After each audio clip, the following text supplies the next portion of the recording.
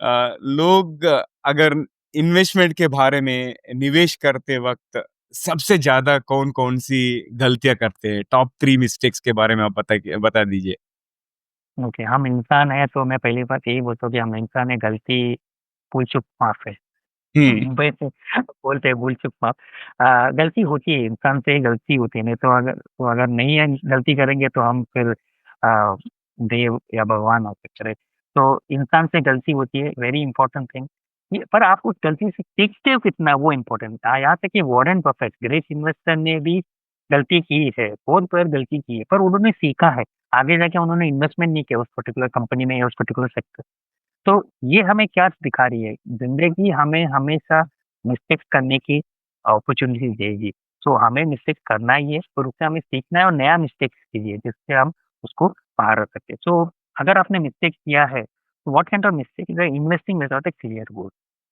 ये बहुत इंपॉर्टेंट चीज़ है बिकॉज़ जैसे मैंने कहा मैंने जिस क्लाइंट से बात की उन्होंने बोला मेरा गोल ही नहीं है महेश तो फिर मैं क्या बताऊँ आपको? ठीक है, पर फिर भी ना महेश मेरे को इन्वेस्टमेंट करना है। That is also a goal.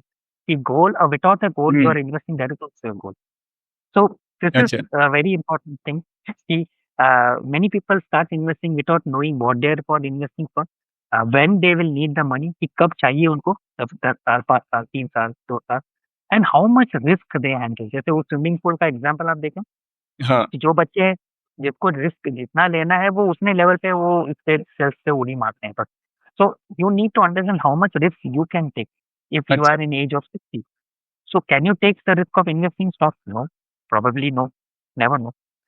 If you are in 20s, can you take a risk of investing stocks? Yes, might be because you don't have any obligations. आपका कुछ responsibility नहीं आप कर सकते हो. So this is a mistake. So why it is a mistake? Because they panic when market. They अच्छा, withdraw early, losing the compounding. They chase the return, not purpose. So always start with goals. Example, मुझे 10 लाख चाहिए 5 सालों में मेरे बेटी का education के लिए, go for it and then choose the right product.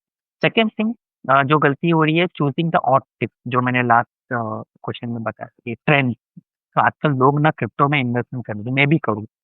ये आईपीओ ना डबल करेगा, चल मैं भी डालता हूँ। अरे भाई पर्सनल फाइनेंस इज पर्सनल,